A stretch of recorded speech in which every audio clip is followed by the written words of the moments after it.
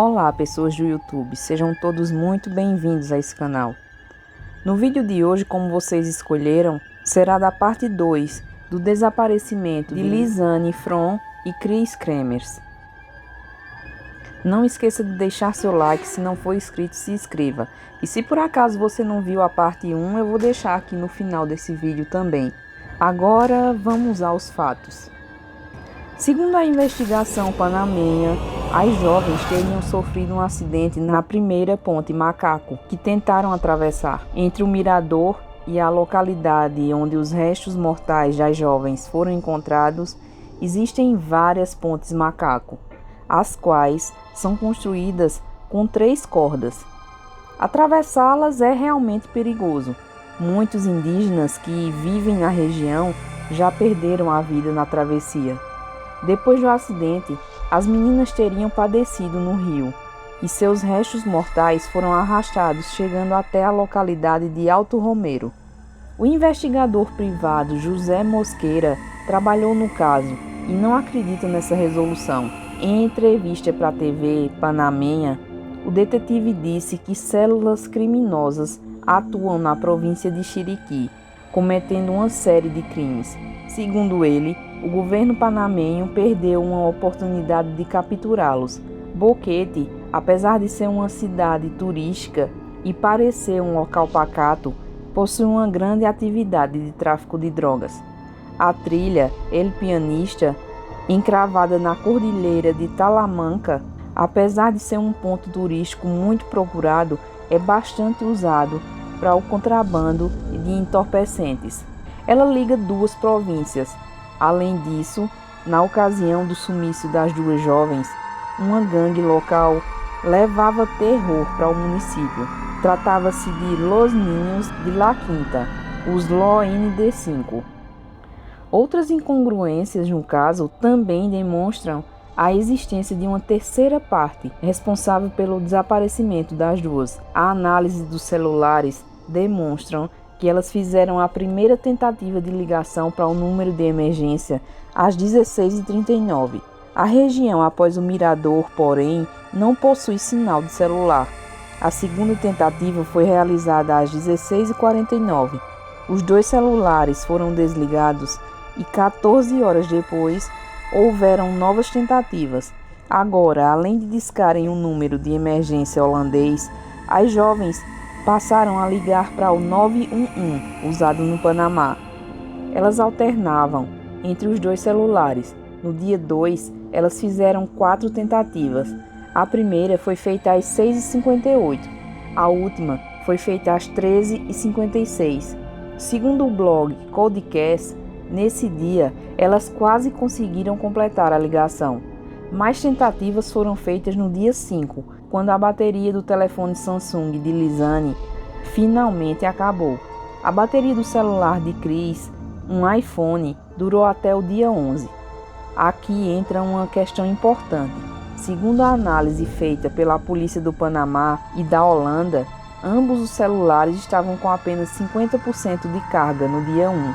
Além disso, entre os dias 7 e 10, houveram 77 tentativas de acessar o celular da Chris. Sabe-se que para efetuar ligações de emergência não é necessário possuir a senha do celular. A última tentativa foi feita no dia 11, quando o celular finalmente perdeu toda a bateria. É notório que outra pessoa estava tentando acessar o telefone. Foram encontradas 3 digitais diferentes em ambos os celulares. A câmera fotográfica das jovens também mostrou que elas tiraram algumas fotos na trilha. Elas iam até o número 508. Depois, elas pulavam diretamente para as 90 fotos noturnas, as quais foram tiradas na madrugada do dia 8, entre 1 e 4 da manhã. A primeira delas era o número 510. O que é interessante é que, para o tipo de câmera usado pelas garotas, uma Canon, caso elas tivessem deletado propositalmente essa fotografia, a foto seguinte seria a 509. E se algo for deletado pela câmera, ainda é possível recuperar essa foto. Mas caso o registro seja deletado do cartão, usando um computador, ele não pode ser recuperado, e foi o que aconteceu. A perícia não conseguiu obter a foto. Ela é o link entre os últimos registros feitos pelas meninas no dia 1 e as fotos sinistras do dia 8. A foto 508. As fotografias noturnas são bem variadas e quase indecifráveis. Algumas mostravam uma rocha, onde as meninas tentaram sinalizar com pedaços de galhos e sacolas plásticas a localização. Talvez tenham deixado algo para os membros da Sinaproc encontrá-las, já que elas devem ter ouvido o barulho dos helicópteros que faziam as buscas. Havia também uma espécie de espelho, feito com uma lata de batata, o qual acredita-se que foi colocado na rocha para que, quando fosse tocado pelo sol, refletisse para as aeronaves. Nenhum desses elementos foram encontrados pelas equipes de busca, nem pelos guias. Para eles, não havia sinal nenhum de que as meninas continuavam naquela região. Entre as fotos noturnas, também havia uma foto de Cris com seu cabelo em close. O registro divide opiniões. Algumas pessoas acreditam ver sangue na cabeça da jovem. As 90 fotos noturnas podem ter sido uma tentativa de chamar a atenção de alguém, já que em quase toda a região das trilhas El Pianista, Culebra, existem fazendas e povos indígenas, ou simplesmente fugir da escuridão total da floresta. A mata fechada impede que qualquer tipo de luz entre. As pessoas que tiveram a experiência de estar na região à noite afirmam que a sensação é aterrorizante. Você não consegue enxergar e ainda há o som dos animais. Além da estranheza das fotos, é interessante concluir que, seguindo a linha de raciocínio do governo panamenho, elas estavam perdidas e completamente sozinhas. Se elas podiam tirar fotos, com certeza teriam a disponibilidade de filmar algo, e elas não deixaram nenhum registro. Normalmente, pessoas em situações de perigo filmariam alguma coisa. Não haviam mensagens nos celulares também. Por causa disso, muita gente conclui que as 90 fotos tiradas no dia 8 não foram feitas por elas. As 77 tentativas de acesso ao celular de Cris também são muito importantes nessa análise. Os resultados da análise de fragmentos ósseos e da epiderme encontrada também precisam ser olhados com atenção. Os requisitos dos ossos foram encontrados a uma distância de 8 quilômetros de onde as meninas desapareceram. Um pé foi encontrado, contendo ainda carne e pele. O cadastro da bota ainda estava amarrado e os requisitos estavam dentro da meia usada pela jovem. Ele foi encontrado em um lugar um tanto sinistro. Estava quase embaixo de uma árvore e distante do rio. Quem o encontrou teve muita sorte, ou sabia exatamente onde foi procurar. Na análise, foi possível concluir que não havia nenhum resquício de sangue. Ele estava limpo, não havia sinal de corte, nem de intervenção de animais. Ele foi encontrado a uma distância de 14 horas de caminhada do local onde as meninas desapareceram. A decomposição do pé estava em ritmo normal. Ao todo, 33 pedaços de ossos foram encontrados na região do rio. A maioria deles pertencia ao pé de Lisane, segundo o blog Codecast. Essa região fica a alguns quilômetros da Ponte Macaco, onde elas supostamente teriam caído. As rochas do rio seriam o local onde as meninas teriam as últimas fotos. Porém, algo chama a atenção. Nenhum dos resquícios ósseos foram encontrados na água. Estavam todos próximos das margens do rio. Um pedaço de pelvis de Cris também foi encontrado. Os médicos forenses que analisaram o material genético perceberam algo estranho. Enquanto os ossos de Lisane estavam com um nível de deterioração normal, os ossos de Cris estavam brancos. Isso só teria acontecido se eles fossem expostos por um longo período ao sol. Isso poderia levar anos para acontecer. Checando mais profundamente, eles observaram que haviam requisitos de cal em sua superfície. Os especialistas da Holanda analisaram amostras do solo da região onde os fragmentos foram encontrados e a substância não faz parte da composição, porém, ela é usada em fazendas de café da região. Criminosos também costumam usar esse tipo de produto para se livrar de corpos. Essa poderia ser uma explicação para a situação do pé de Lisane, que tinha um corte perfeito e que não foi causado por um objeto pontiagudo ou por um animal. Se o seu corpo tivesse sido colocado no cal, os membros se desprenderiam com facilidade. O jornal local La Estrela de Panamá notificou, de acordo com os médicos legistas consultados por esse jornal, os restos mortais deveriam ter sido submetidos a uma análise. A promotoria parece ter pulado essa etapa.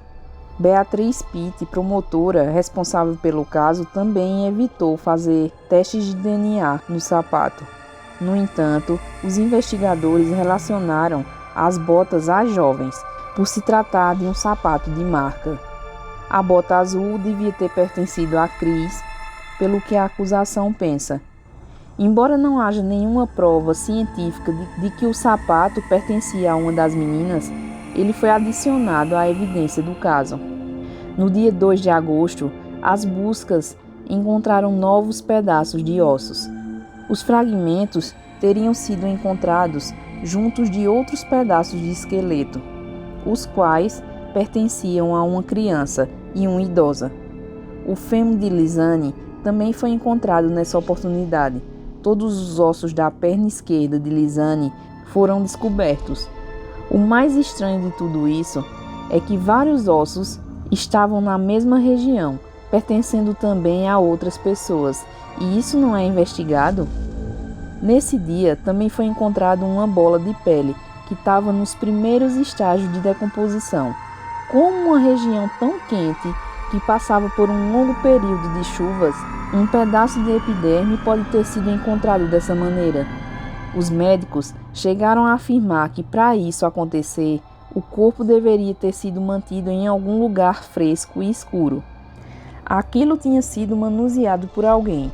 Quem entregou a evidência para os laboratórios foi o oficial de justiça Betsaida. Os médicos estranharam que o material não possuía nenhuma informação de onde havia sido encontrado.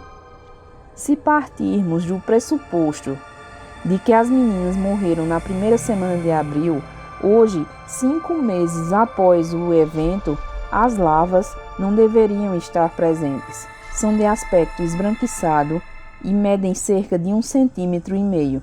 Eles não chegam a 1 dúzia. Eles são os primeiros devoradores do cadáver. Isso indica ao legista que o corpo permanece ou permaneceu em um espaço úmido, à sombra e em baixas temperaturas.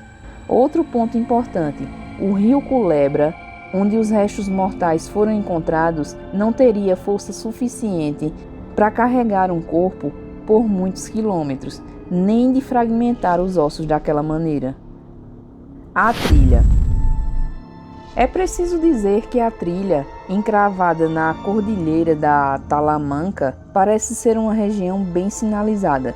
Depois do crime, uma placa indica o fim da trilha no mirador. Especialistas advertem que para seguir adiante você precisa de um guia, mas só existe um caminho. Se elas estavam mesmo perdidas depois da divisa continental, seguindo o raciocínio dos investigadores panamenhos, por que ao invés de retornarem pela mesma trilha, elas continuaram em frente? Isso não faz sentido nenhum. Outro ponto importante: como não encontraram ninguém todos esses dias, sendo que a região possuía aldeia indígenas e outros moradores? Como a Sinaproc e os guias que fizeram as buscas disseram, nenhum sinal das meninas foi encontrado na região. Se elas estivessem mesmo na trilha ou nas cercanias, possivelmente teriam sido encontradas, mas elas basicamente tinham evaporado no dia 10 de abril. Porém, um grupo de voluntários encontrou possíveis rastros das duas meninas, uma sacola com embalagens de alimentos, a qual continha alguns fios de cabelo que pareciam ser de Cris, e uma palmilha. Isso estava localizado a 1h30 do mirador, dentro da mata. Um jornalista holandês que estava presente no grupo avisou para os membros da Sinaproc sobre o que tinha encontrado. Através de análises, ficou constatado que a sacola plástica estaria na localidade de Alto Kiel, onde o guia tem um rancho. Esse achado é muito importante, pois mostra que as buscas do Sinaproc foram mantidas em pontos muito restritos. Dessa maneira, seria impossível encontrar as meninas, tanto que caso elas estivessem perdidas de fato dentro da floresta, nunca seriam encontradas. A região onde seus restos mortais foram localizados está a 8 quilômetros do mirador. Era evidente que eles ficaram concentrados nas trilhas e deveriam ter procurado mais no interior da floresta, já que a crença era de que elas estavam perdidas. A palmilha encontrada e os pacotes de alimentos passaram por análise, mas algumas autoridades simplesmente perderam os resultados. Se esses pertences eram mesmo das meninas, fica a pergunta: teriam elas encontrado alguém no meio do caminho enquanto procuravam pelas cachoeiras perdidas, ou elas foram em direção de Alto Kiel ou obrigadas por alguém? Outra pergunta paira no ar: como não havia outros sinais das meninas na trilha durante as buscas, com tanta gente envolvida em encontrá-las? Teriam sido elas mantidas em cárcere privado? Vale lembrar também do caso da turista alemã que se perdeu em Santa Fé. 3 homens do grupo de busca mantiveram a jovem em cativeiro e ela foi abusada. Outra hipótese é que elas teriam encontrado membros da gangue dos 5 no caminho. Existem muitas casas abandonadas na região. As 2 meninas perdidas em um estado vulnerável, com espanhol muito básico, seriam presas fáceis, principalmente depois de vários dias na mata. Bom, pessoal, no final de tudo isso, nada foi resolvido até hoje. A única coisa que podemos dizer é que essa é uma história sem pé nem cabeça, que ninguém entende nada. Vocês souberam de mais alguma coisa sobre tudo isso? Se sim, deixem aí nos comentários.